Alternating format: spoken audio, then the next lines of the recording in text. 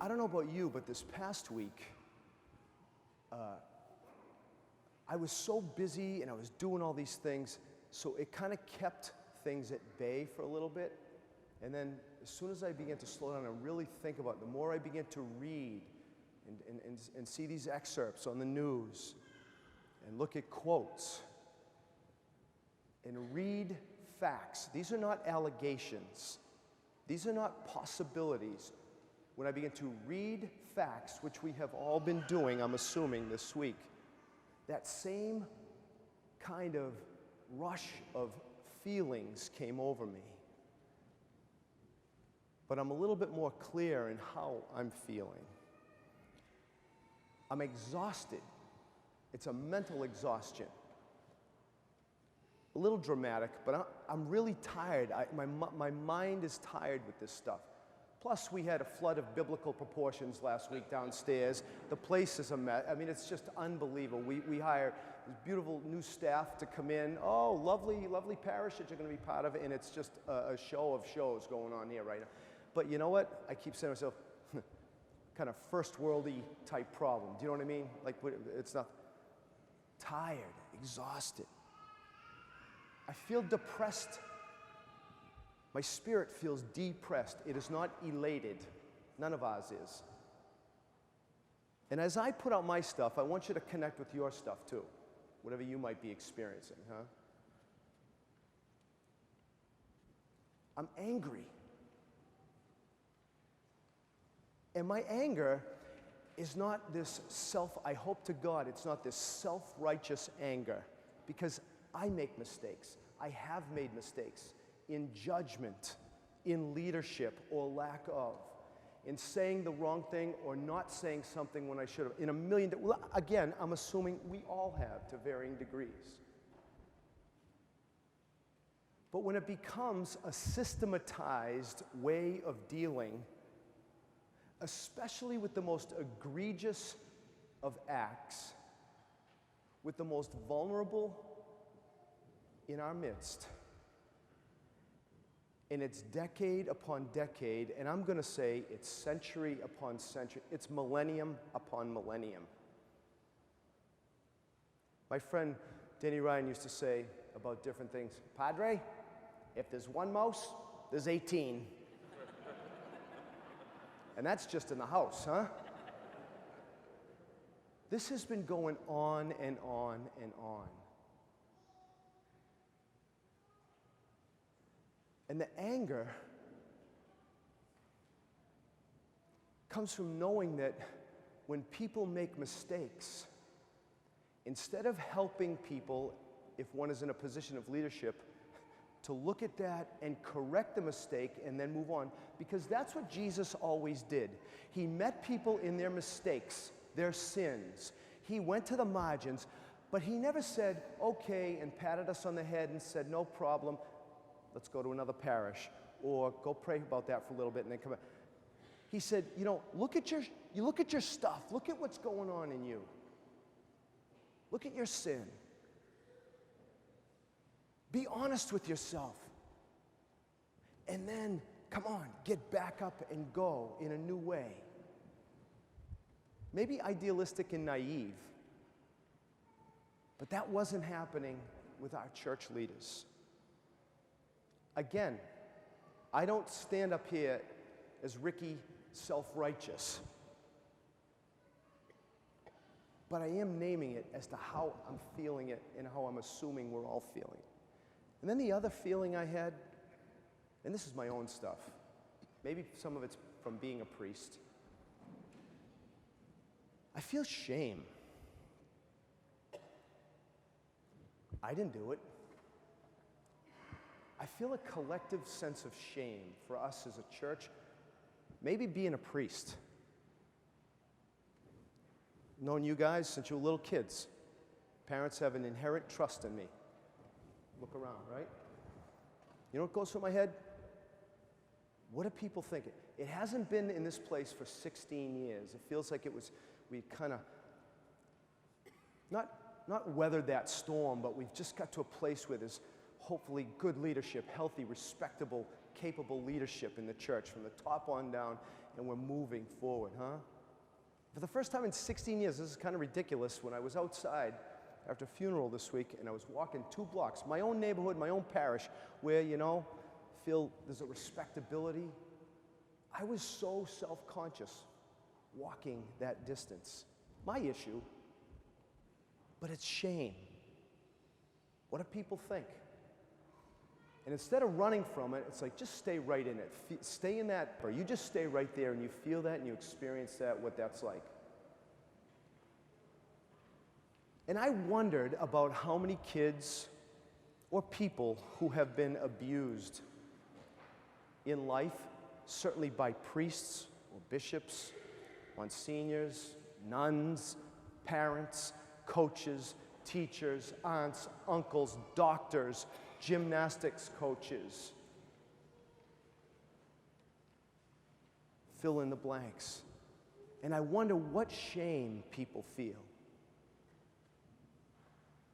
I don't know too many people who go through life after having the experience of being sexually abused, who they don't limp through life in some way or another. And you read and listen to the stories of addiction, depression. And you know what they say, the proverbial they? They say that shame is the root of all addiction. And I wondered about that. Why does it have that power? Shame. All the many different addictions that there are, substances or behaviors, that's shame. My shame, what I'm feeling this week, is nothing compared to the shame of those who've been abused. So I just want to read the Cardinal's letter and then say a couple of thoughts afterwards. He says, there are times when words fail us, when they don't capture the depth of overwhelming situations that we sometimes face in life. And for the church in the United States, this is one of those times. The Pennsylvania grand jury's report and the firsthand expressions of horror and devastating pain experienced by survivors once again wrench our hearts with the unimaginable that tragically is all too real for those who carry this pain. Once again, we hear each excruciating word that they share. And we remain shamed by these egregious failures to protect children, to protect those who are vulnerable, and to affirm our commitment that these failures will never be repeated. And yes, while many perpetrators have been held accountable in one way or another for their crimes, he says, we have yet to establish clear and transparent systems of accountability and consequence for church leadership, whose failures have allowed these crimes to occur and reoccur. The church must embrace spiritual conversion and demand legal transparency, pastoral accountability for all who carry out its mission. But this transformation is not easily achieved. But in all aspects, it is imperative. And I'm going to talk about this in a second. He says, the way we prepare priests, the way we exercise pastoral leadership, and the way that we cooperate with civil authorities, all of these have to be consistently better than has been the case. As I've stated previously, there are immediate actions that we can and must take. The clock is ticking for all of us in church leadership. Catholics, in fact, so many people have lost patience with us. Civil society has lost confidence in us. But I am not without hope. And I do not succumb to despondent acceptance that these, our failures, cannot be corrected. As the church, we have the responsibility to help people not to lose hope. That was Jesus' message to all those to whom he ministered, especially in times of great trial. There's too much good in the church and in our faith to lose hope. And oftentimes, it's survivors who courageously teach us that we can't lose hope. And although zero tolerance of sexual abuse has been declared and pursued, and programs of advocacy and protection of children have been adopted in dioceses throughout the country, the experience, the memory, the record, and the burden carried by survivors and every other fact of sexual abuse stay with them and with the church. We can never become complacent. This is a lifelong, ongoing work that demands the highest levels of constant awareness and attention. The crisis we face is the product of clerical sins, clerical failures. And as a church, the conversion, the transparency, and accountability that we need is only possible with the significant involvement and leadership of lay women and men in our church. Individuals who can bring their competence, their experience, and their skill to this task that we face. We need the help of the laity to address this scourge on our people and on the church. And if the church proceeds with deep recognition of these realities, the future can hold the opportunity to possibly earn back trust, confidence, and support from the community of Catholics, from our society. And he ends by saying, we must proceed quickly and with purpose. There is no time to waste. There's a final paragraph to all those who have experienced sexual abuse, especially from clergy.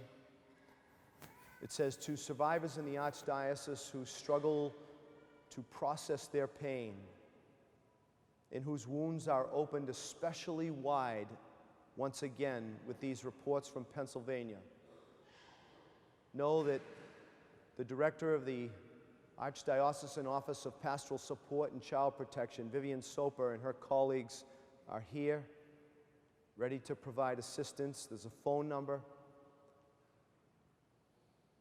He says, to the survivors and to the loved ones, we must again apologize and ask forgiveness. And even though much has been accomplished in the protection of children with the participation of the laity, there remains much more to be done. We are committed to the fulfillment of this responsibility as a continuing priority for the work of our church.